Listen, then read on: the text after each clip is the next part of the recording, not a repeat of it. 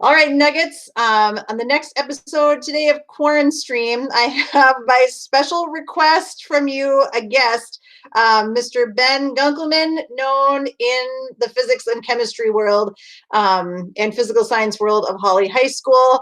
Wait till you get a load of this guy. Nobody's seen him for a while. Good afternoon, Mr. Gunkelman. Hello, Mrs. Beauchamps and Hawley. You are looking dignified as ever. I'm so happy you could join us today. All right. So, Mr. Gunkelman, on a scale of 1 to 10 today, with 1 being worst ever and 10 being best ever, how are you doing? Well, I would have to say that it ebbs and flows throughout the day. It usually starts out at like a 3 or a 4 as I'm trying to get my kids ready and get everything figured out, and then gets better throughout the day as I get more back into my routine. Maybe end at a 6 or a 7 by the end of the day. I was at about a 7 earlier today, but now that I'm seeing your hairstyle, I'm pretty sure I'm up to like a 9.5. This might be the best part of my day by far. For you, what has been one of the toughest parts about this distance learning and staying stuck at home deal? I would say the biggest issue is trying to get things posted properly on time, and then making sure that I'm getting the content out that I want the kids to learn, and then giving them plenty of time. Some kids are doing it faster than others. Hey, Jack.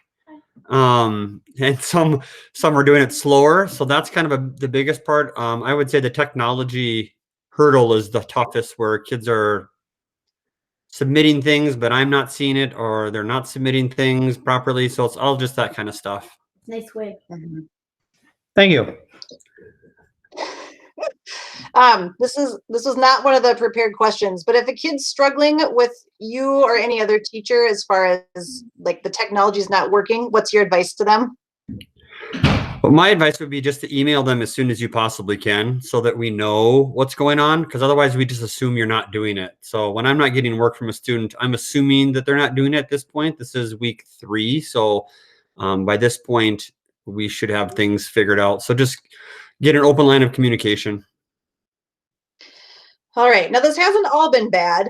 Oh my gosh, you're okay. So, Mr. Gunkelman, what has been one of the best parts of this distance learning, staying at home piece for you, aside from what's about to become very obvious? Well, I would think the fact that I can change my hairstyle throughout this is really important, and has been really fun. In fact, I don't even know what question you just asked me, because I was busy changing my hair. Right. I'll forgive you for that. What has been one of the best parts of the staying at home distance learning things? I know it's not all bad. That's a tricky question, because every day has goods and bads with it. So the overall, I don't know, trying to figure out what was the best is tricky. I do like the fact that I get to go through my curriculum again and really kind of hone in on what's important, because I know the kids don't have as much time as I would like for them to work on it. So I make sure the stuff that I'm throwing out there is very, very important. I like being at home is kind of nice. As long as my kids are behaving and things are working out properly, it's actually pretty great. I've had some Google Meets with some kids, and that's actually been kind of fun and nice to see them as well. But overall, I would say the best thing is probably just being able to focus on what I think the kids really need to know. Through all of this, what's something you're feeling grateful for, aside from extra time to spend on your hair? Oof, that was going to be my answer. I guess I would have to go with most grateful for the fact that most people in Hawley are actually healthy, which is pretty great. The fact that we had started the Google Gmail stuff earlier in the year, so it made this a much more seamless transition to a point to help things out. And then us in Hawley having the capabilities to even do this distance learning and being able to connect with the kids if they need help, I think is pretty great, where I know some places don't have those opportunities. So if a child or a student, I'm sorry, is struggling, they may not have the opportunity to reach out to someone for help. All good stuff. This is not really a stress-free time. So what has been some of the most effective ways that you have taken care of yourself through this? I would have to say the biggest thing is just realizing that things are not going to go perfectly every single day. In fact, there's going to be lots of hurdles. I think setting up a schedule is very important, but coming from me, that's probably not a surprise. I'm pretty black and white. So I get up and I'm probably started my day and by 7:15 or so. I'm on my computer trying to respond to emails and make sure everything's up and ready to go. So doing that type of stuff is trying to stick to a schedule. Was the question how to reduce stress? It was, how do you take care of Oh yourself? yeah. Um, I guess I try to get up and move every 10 minutes if I possibly can to walk around and kind of rejuvenate, take a break from this. I try to make sure I take at least a half-hour lunch every day and just disconnect. Even though it's pretty hard, I'd go down and eat and want to just get back up here and get back to work. And then get outside as often as I can. With the weather being like it is now, it's not the best, but just trying to get some sunshine. And a lot of times just taking a step back and realizing that it'll all work out in the long run. Mhm. You need to take a break to go take a walk right now. No, it hasn't been long enough yet. Okay, I'll let you know on the 10-minute mark is. Um, Again, this might become fairly obvious here, but I am wondering what your how you tell when you are not doing well, how you tell when you're on the verge of being overwhelmed or stressed out, or you just are kind of feeling burnt out. How do you tell?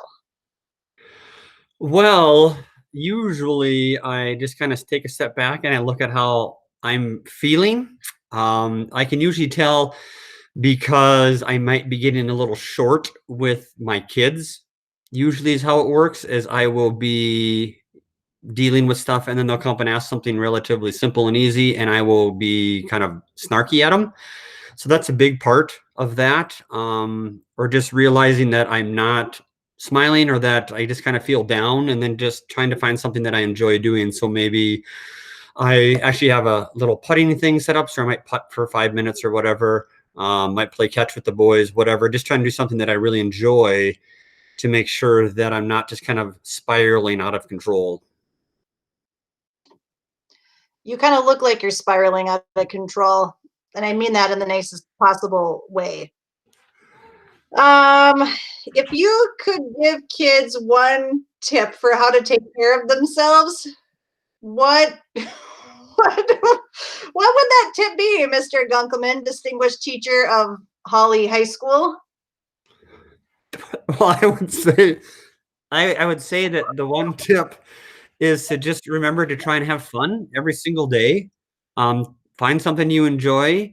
Make sure you're not spending all your time in front of screens. I know that as teachers, we're expecting you to be in front of the screens quite a bit. But when you take that time out to have fun, don't be looking at your phone or watching TV. Have a conversation with somebody and just play a game or whatever it may be. But just step away from the screen for a while. Let your eyes rest. So have fun. Okay, Yeah, that's good. Are you having fun? I am having fun today. That's good. Okay, this is a question from a student. Awesome question. How are you managing your time wisely for your work, which is teaching? Well, I spent the first 10 minutes today trying to find some pretty awesome wigs. So that was good. Otherwise, to manage my time, I'm just trying to stay at least 2 weeks ahead at all times. And if I'm not, I feel a bit stressed. So that's something I've been working on is just taking a step back and realizing that I might not be where I want to be. Trying to make sure that I'm available to help kids out as often as I can, and obviously anticipating questions. So what was the question again? How do you keep yourself on track and manage your time? Oh yeah. I've talked again. Yeah, schedule is really, really important to me. Making sure that I have certain things set up. I have a sheets of paper here that tell me what I'm going to do every day and every week, and making sure that I'm getting those done and just staying ahead of the curve so I can reduce my stress level and make sure I'm getting things done that need to get done. Okay. All right. Last thought here. Do you have any more hair changes? This would be the time to do it. No, this is the last one. That's it. Okay. Any last things that you really want kids to know? I would say the only thing they really need to know is that this isn't the end of the world. It isn't really a big deal in the grand scheme of things. Don't let these things really get you down. If things aren't working, there are a ton of teachers and counselors, et cetera, out there that are there for you if you need to talk to somebody. I'm pretty sure any and all of us would show up at a Google Meet and have a conversation. Remember to take out time for yourself. Again, that's so important, and just try and find the positive in the situation. Okay. Well, there you go, nuggets. Wise wisdom from Mr. Gunkelman. Didn't realize you were getting a comedy show today, along with some great tips and words of wisdom. Keep those guest suggestions coming. The link is in your Google Classroom under this QuaranStream section. So put them in. If you have any questions that you want asked, put those in as well. Mr. Gunkelman, before I hit stop, would you like to say goodbye? Yeah, goodbye, and hope everyone's staying healthy, and hopefully we'll be back in school before you know it. Sounds good. Until we see you next time, Nuggets. Take care.